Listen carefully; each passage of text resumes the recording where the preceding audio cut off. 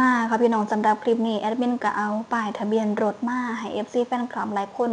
ได้เบิ่งได้ติดตามกันเนาะพี่น้องเนาะเพราะว่าจากที่แอดมินได้มีการนำเสนอข่าวไปในมือว่านนี้นะคะสำหรับกรณีที่รถขนเวทีสาวหน่อยค่ะพี่น้องนะคะนี่แหละกำลังเดินทางนะคะไปที่งานบ้านอุ้งอิงเนาะพี่น้องเนาะเพื่อที่สิมีการไป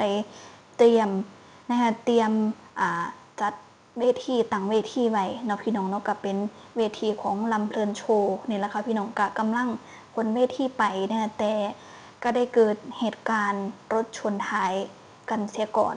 นะคะสำหรับรถนี้ก็คือเป็นรถของเสียนนท์ค่ะพี่น้องนะมันจะเป็นรถของเสียนนท์รถคนเวทีนี่แหละมันจะเป็นรถของเสียนนท์เนาะพี่น้องเนาะกะส้นกับว่าเป็นส้นผู้อื่นผู้ไกลกับเป็นส้นรถของเจ้าของนี่แหละค่ะพี่น้องนี่ก็เป็นรถส้นของเจ้าของนะคะแล้วนี่แหละแอดมินก็ได้มีการนำเสนอไปในมื้อวานนี้เนาะพี่น้องเนาะแต่จากที่ได้เขาไปเบิ่งในคอมเมนต์ค่ะพี่น้องปรากฏว่า FC แฟนคลับคอมเมนต์เป็นเสียงเดียวกันนะคะว่าขอเบิ่งป้ายทะเบียนรถแน่ป้ายทะเบียนรถคือตัวเลขอะไรนะเอาเดี๋ยวสิให้หลายคนไปเบิ่งคลิปกันจากน้อยสะก่อนเนาะพี่น้องเนาะคันคนที่เห็นป้ายทะเบียนรถก็คือเห็นนะแอดมินก็สิมาบอกให้หลายคนได้ฟังทีหลังอยู่ว่าคือตัวเลขใดนะเอาไปเบิ่งคลิปนี้กันเป็นหยังอ่ะตามกันอ่ะ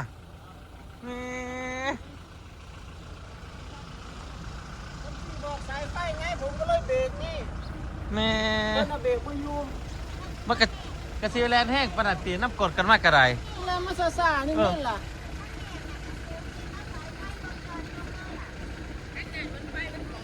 อืมก็เลยว่าคันนี้สามมันหมดสองสาม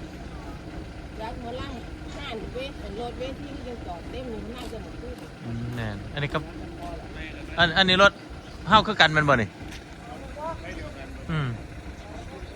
เอาติดบ่น่ะไปเบิ่งไปโคตรอยู่ด้านในรถเจนนบ่แม่นครับออกได้บ่ยืนลงกันลงกันออกได้บ่เจ็บแล้วนะรถโรงพยาบาลเหรอนะ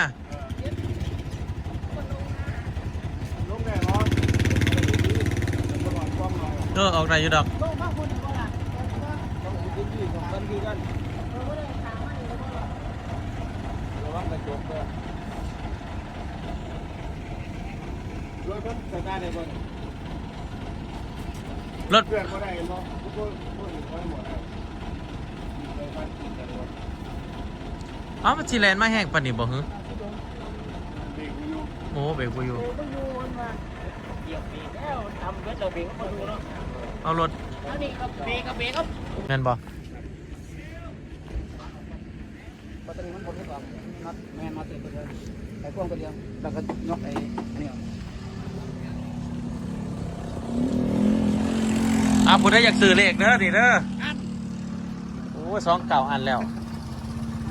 บ่ต้องซื้อ29พี่น้องซื้อ57หาเก้าซื้ออีก59แล้วบัง ขนาดมันหาเข้าเลย ท่านถึงส้มหาเข้าเอาพี่น้องให้ร่างกายกันคนว่าเป็นยังก็ดีใจเลยพี่น้อง แม่นนี่ครับ ผมเราเรียกอะไร สุดยอดนะครับเป็นที่ถ้อยเลยครับนั่นแหละค่ะพี่น้องก็ถือได้ว่าเต็มแบบจังๆสำหรับเหตุการณ์นี้เนาะพี่น้องเนาะก็ดีทีคนนี่บ่เป็นอย่างหลายแต่ว่ากะบาดเจ็บเล็กน้อยสำหรับคนขับเนาะพี่น้องเนาะนะคะเหมือนนี่แหละทางด้านเสียนนท์แล้วก็ไปถ่ายคลิปช่วงตอนที่รถส้นกันให้เฮาได้เบิ่งกันอยู่เนาะพี่น้องเนาะจากที่เบิ่งทั้งหน้าค่ะพี่น้องรถที่ขนเวทีนี่จากที่ดูด้านหน้าก็คือพังยับนะคะตอนแรกหลายคนคิดว่าการขับรถในเส้นทางแคบๆนะคะแล้วรถคันใหญ่แน่นอนค่ะว่าเกือบทุกคันต้องขับซ่าๆแถมยังแบบขับต่อๆกันหลายคันจังสิแหมรถขนเวทีเครื่องเสียง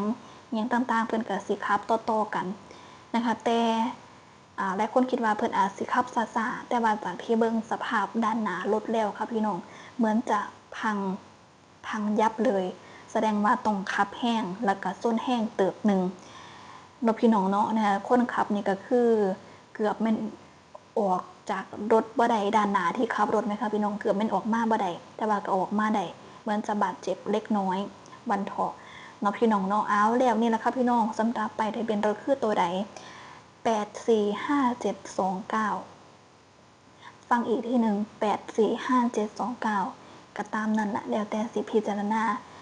นะคะบางคนพิจารณา2ตัวท้ายบางคนพิจารณา2ตัวกลางบางคนพิจารณา2ตัวหน้าหรือว่าสิจังไหนก็ลองคอมเมนต์มาเบิ่งมักตัวใดกันวันเถาะนี่ล่ะถามกันมาหลายค่ะพี่น้องว่าอันบอกป้ายทะเบียนรถแน่บอกป้ายทะเบียนรถแน่เลขทะเบียนอีหยังก็ตามนี่ล่ะเนาะพี่น้องเนาะเรื่องราวนี้มันเกิดมาตั้งแต่มื้อวานแล้วล่ะมื้อวานนี้ทาง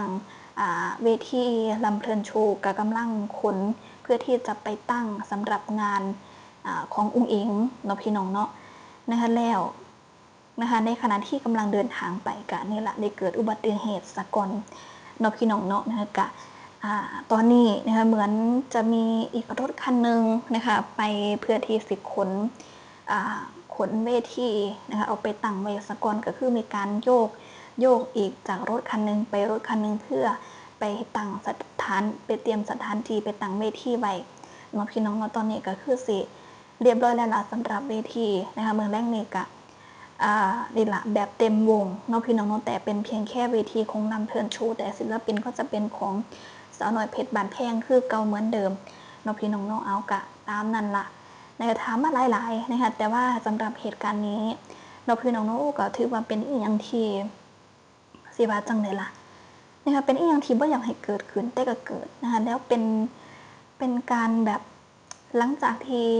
เวทีสาวน้อยลำเพลินโชว์เพิ่นบ่ได้สิว่าจังล่ะเพิ่นบ่ค่อยมีงานในช่วงนี้เพิ่นก็เลยบ่ค่อยได้ไปตั้งเวทีอยู่ไสก็คือเหมือนจะเป็นการพักยาวๆแล้วนี่ล่ะสำหรับงานบ้านอุ้งอิงก็ต้องใส่เวทีของลำเพลินโชว์และพอจะเอาไปตั้งซ้ำนั้นล่ะค่ะพี่น้องก็เกิดอุบัติเหตุเหมือนไม่ได้สิว่าจังได๋ล่ะเหมือนพักไปนานเกินจังซี่บ่ค่ะพี่น้องก็เลย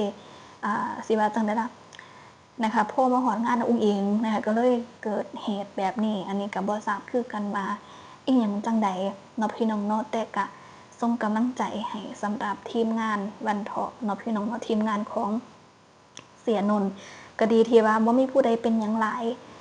กับบาดเจ็บเล็กน้อยเฉพาะคนขับประมาณนั้นส่วนรถนี่ก็พังยับนะรถนี่คือด้านหน้านี่พังยับไปที่เป็นรถก็ได้ขึ้นให้หลายๆคนในเบิ่งกันแล้วก็ตามนั้นล่ะมันปังๆกันทุกคนเนาะพี่น้องเนาะมื้อนี้วันที่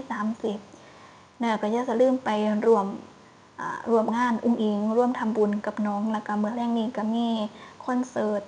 นะคะปิดฤดูคอนเสิร์ตสาวน้อยเพชรบ้านแพงแบบเต็มวงเนาะพี่น้องก็ตามนั้นล่ะนะคะก็ตามนั้นล่ะผู้ใดสิเดินทางไปแน่ก็ลองคอมเมนต์มาเว้ามาจากกันได้แล้วอย่าสถานอีกค่ะพี่น้องเอามาบอกแล้วในคลิปนี้เพราะฉะนั้นฝากกดไลค์ฝากกดแชร์คลิปนี้ออกไปด้วยเนี่ยเอานั่นแหละค่ะพี่น้องสำหรับคลิปนี้ก็ขอจบคลิปไว้สำหรับนี้สักก่อนเนาะค่ะก็เข้ามาสวัสดีค่ะ